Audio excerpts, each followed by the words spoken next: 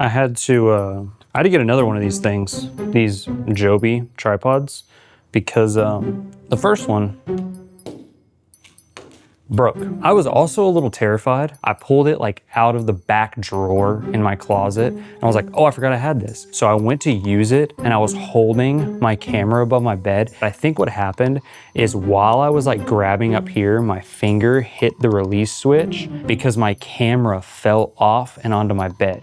And ever since then, I've been terrified of it, which has absolutely zero to do with today's video, but I had to get it over the weekend. So here we are. So, speaking of my weekend, I just got off of a really, really fun weekend. One of my best friends from high school was getting married and I was a groomsman. And one thing that he asked me to do was he has a photographer, wedding photographer, that is gonna be obviously doing their wedding. So he said, we only have her from noon to 8. He said, so while we're getting ready, like while the guys are getting ready, can you help out, snap some pics? So I start snapping pictures of all the stuff that's going on while we're getting ready and all that, and you just saw, and I'm having a blast with it. It's a really good time. The lighting's a little harsh because we were at a golf course in the dressing room, so it's like, it's not meant to be like this incredible lighting. It's just meant to get ready. So we're in there snapping pictures. I fast forward, I get to the editing, and I'm like, oh man, and this is where I start being hard on myself because Dylan Kateris is Dylan Kateris's biggest critic. I will look at something, put a ton of effort into it, and then look at it at the end and be like, this is absolute hot garbage. One second. This is later, Dylan. I realize 100% that I am completely chopped off on my head. I tried shooting this. I'm about 20 minutes into shooting the second time, and I cannot beat the quality of content that I had in the first video.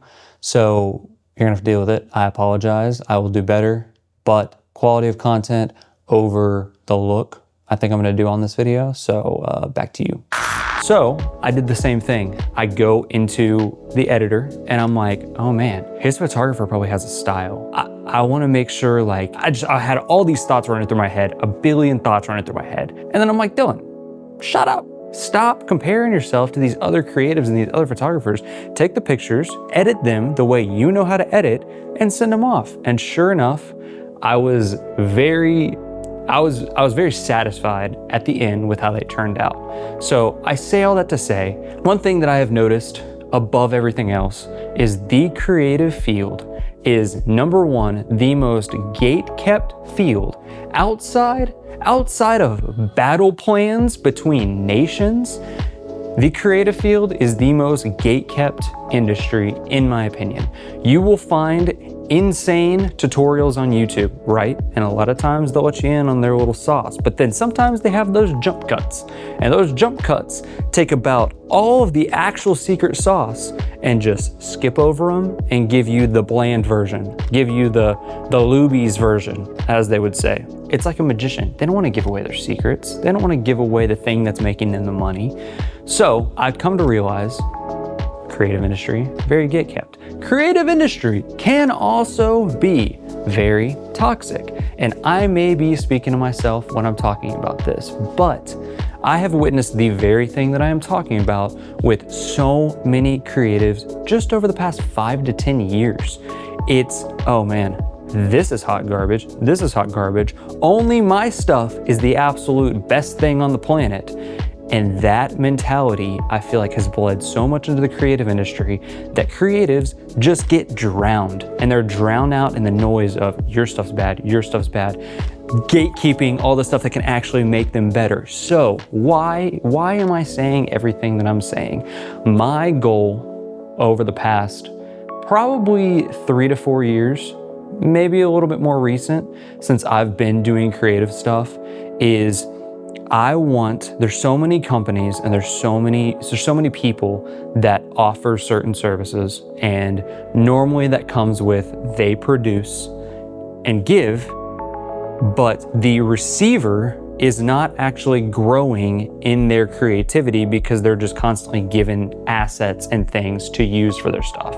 So my goal has always been, I want to be the best teacher, I want to help teams get from here to here, whether that's broadcast, creative, whatever it may be. That's been my goal for the past like 2 or 3 years. And like I said, because it's so gatekept, people will tell you, oh, hey, this is how you do this is how you do that. And it's more so in the creative industry. Broadcast, I feel like it's pretty self-explanatory.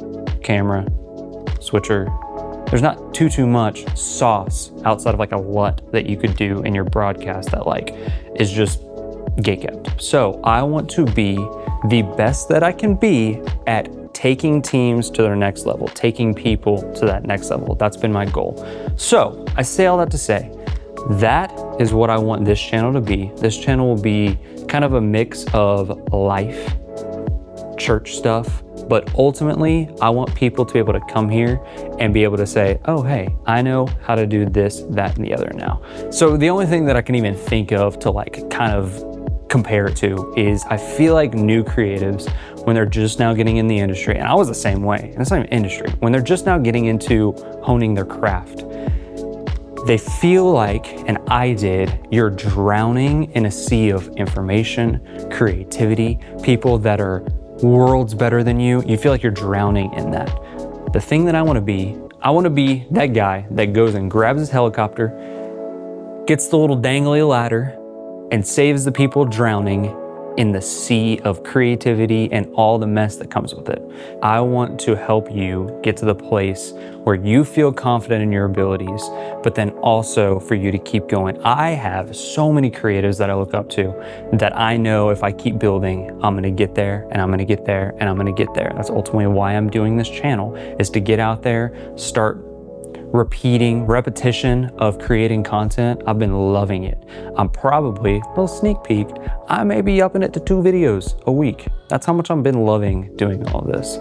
So I hope you join me along on the journey. If you have any questions, if you have anything that you're like, oh, Dylan, how do I do this? How do I do that? How do you do this? What's your process for this?